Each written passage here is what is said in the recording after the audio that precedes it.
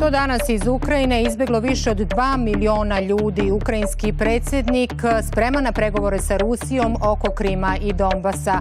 Ja sam Ivanka Aristovski, gledate Dnevnik.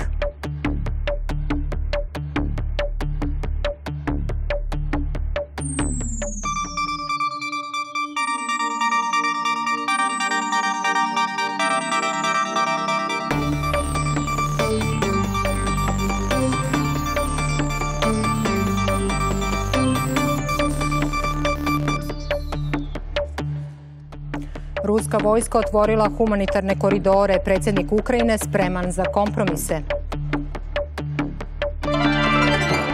Ekonomski rat Rusije i Zapada. Cena nafte veća za petinu, cena gasa udvostručena. Početak suđenja klanu Belivuk-Miljković odložen. Advokati traže izuzeće i tužioca i sudije. 8. mart obeležen borbom žena za ekonomska, politička i socijalna prava.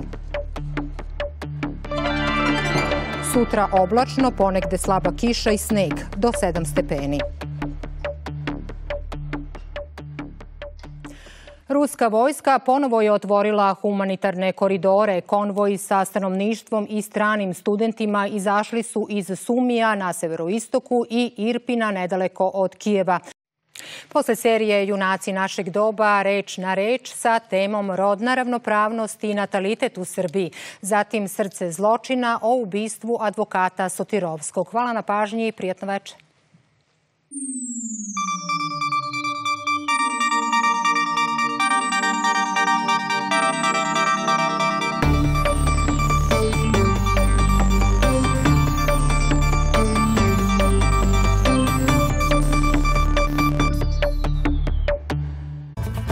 Nema ništa vernije od psa i od knjige.